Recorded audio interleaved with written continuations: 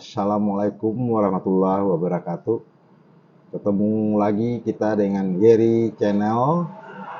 Selamat pagi semuanya, seluruh pemirsa setanah air.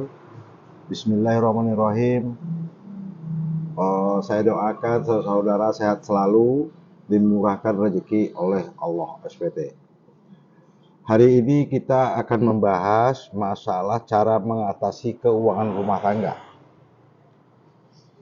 Kan sering sekali di Indonesia ini yang jadi masalah adalah masalah keuangan rumah tangga, apalagi anaknya yang lebih dari 2. Itu sangat riskan sekali kalau kita tidak mengatur keuangan di rumah tangga kita.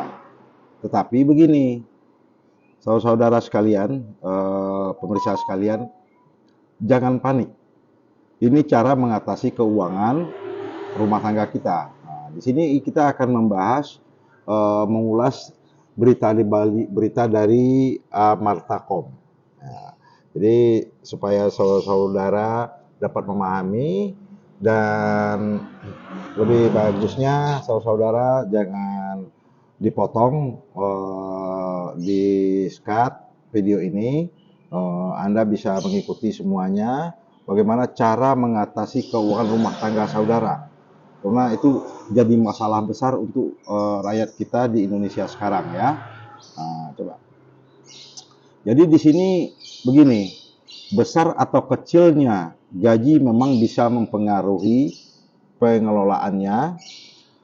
Cara mengatasi krisis keuangan rumah tangga menjadi salah satu topik yang harus diketahui bagi kamu yang sudah mengarungi kehidupan rumah tangga.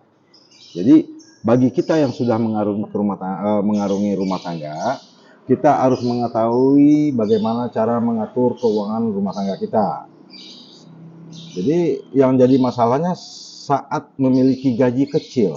Nah, bagaimana kita bisa mengatur keuangan rumah tangga kita dengan gaji kecil. Tetapi kalau bagi orang-orang yang korupsi, orang-orang yang tidak makan duit yang benar, itu tidak ada masalah. Kita berbicara nih bagi saudara-saudara saya yang gaji kecil, anak sekolah, bagaimana mengaturnya, ayo kita bahas ya. Jadi kalau gaji kecil, kita akan sulit menyimpannya untuk dana darurat. Gimana caranya? Gini ya, dana pensiun dan dana lainnya. Bahkan tidak jarang uang tersebut sudah habis di pertengahan bulan. Nah, jadi misalnya contoh ya, kita terima gaji tanggal 1, tanggal 15 duit udah habis. Ongkos anak sekolah, biaya hidup sehari-hari, makan sehari-hari, ya kan? Bahkan tidak jarang uang tersebut sudah habis di pertengahan bulan. Hal ini bisa terjadi karena pengelolaan uang dengan kurang tepat. Nah, jadi kalau gaji kita tanggal 1, tanggal 15 sudah habis, itu tanda pengelolaannya kurang tepat. Ya. Lebih setiap keluarga tentu memiliki rencana masa depan seperti memiliki rumah, liburan, atau pembelian kendaraan ya. Terus di sini kita akan ulas ya cara mengatasi krisis keuangan rumah tangga ini.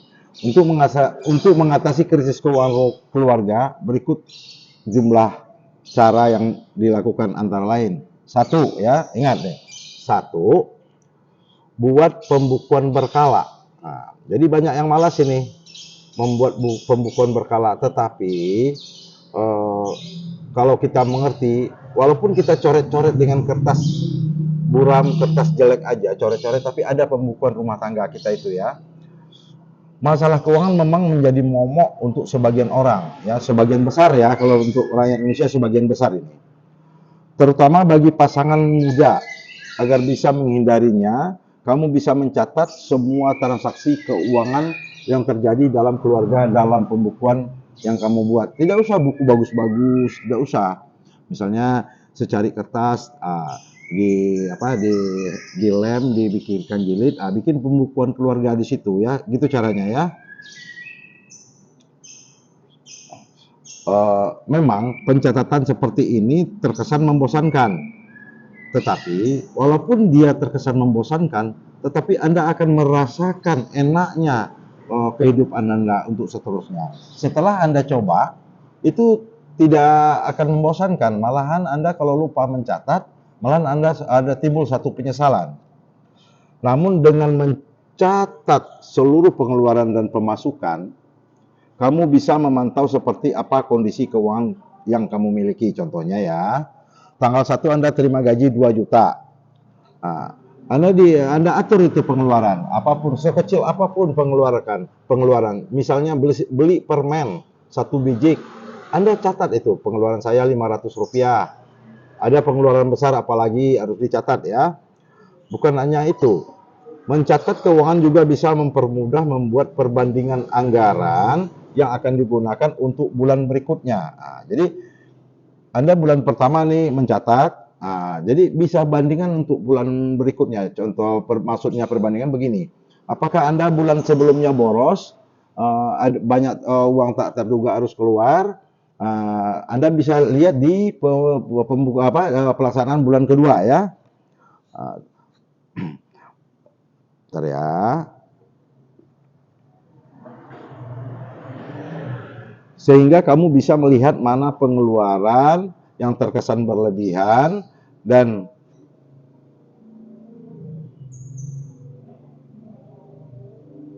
sebenarnya dilakukan untuk pengelolaan ya, mana pengeluaran yang terkesan berlebihan dan sebenarnya tidak perlu dilakukan atau mengalokasikan untuk hal yang jauh lebih penting. Nah, jadi bulan keduanya kamu saudara sekalian itu dicek pada bulan sebelumnya apa pengeluaran yang tidak wajib Anda keluarkan. Jangan dikeluarkan di bulan kedua ya. Kalau rasanya tidak penting, jangan dikeluarkan untuk menghemat keuangan saudara ya. Jadi bulan sebelumnya dilihat apakah gaji kita yang 2 juta tadi habis atau tekor apa gimana. Di bulan kedua kita cek apa nih yang di bulan pertama yang nggak perlu kita keluarkan, tidak usah dikeluarkan. Tetapi di bulan kedua dicoba, dan begitu seterusnya sampai bulan ketiga ya. Seperti dua ya, cara menghemat keuangan yang kedua ya, menjalani gaya hidup hemat ya. Seperti yang kita ketahui, hingga sekarang pandemik masih berlangsung. Memang krisis keuangan yang terjadi tidak seperti masa awal pandemi. Namun hingga sekarang mungkin keuanganmu masih dalam pemulihan. Kalau menurut pandangan saya, ekonomi Indonesia walaupun sebelum pandemi itu ekonomi rakyat Indonesia sudah berat ya, sudah susah. Ditambah lagi pas ekonominya waktu pandemi. Waktu pandemi ekonomi ini tambah parah, tambah jatuh, hancur, lebur ya. Nah, jadi cara mengatasi krisis ekonomi di masa pandemi atau sesudah pandemi bisa kita lakukan adalah menjalani gaya hidup yang sehat. Saat dulu awal dan sebelum pandemi kamu mengatur uang dengan cukup hemat. Kamu tidak perlu merubah sekarang. Gitu. Jadi kalau dulu udah diatur, udah bagus, waktu pandemi tidak perlu merubahnya lagi. Tapi yang belum merubah, yang belum berhemat dan belum mencukupi gajinya dari bulan ke bulan, kamu bisa tetap melakukan gaya hidup tersebut. Contohnya saja, tidak perlu membeli baju 1 bulan sekali, ya. Jadi baju itu tidak perlu beli 1 bulan sekali. Kalau baju kita beli 1 bulan sekali, sedangkan baju yang sebelumnya masih ada, itu kan belum wajib. Nah, kecuali ada duit lebih, gaji kita ditambah apa gimana, itu lain cerita. Tapi kalau gaji kita masih 2 juta, Anda perhatikan, jangan sampai gaji kita itu tekor ya. Atau keluar untuk makan bersama dengan pasangan hanya ketika weekend saja.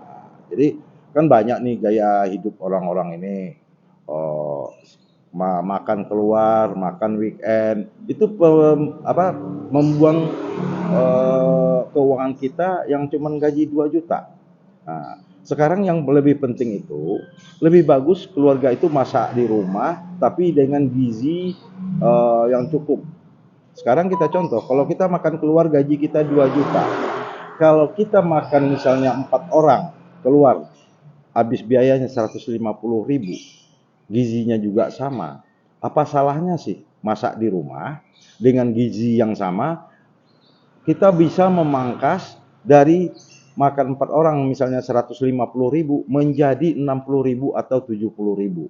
Nah, Anda akan hemat 150.000 dikurang 70.000, Anda hemat 80.000. Ya, kalau kita makan keluar dengan kita masak sendiri dengan gizi yang sama. Nah, kalau masalah gizi harus diperhatikan.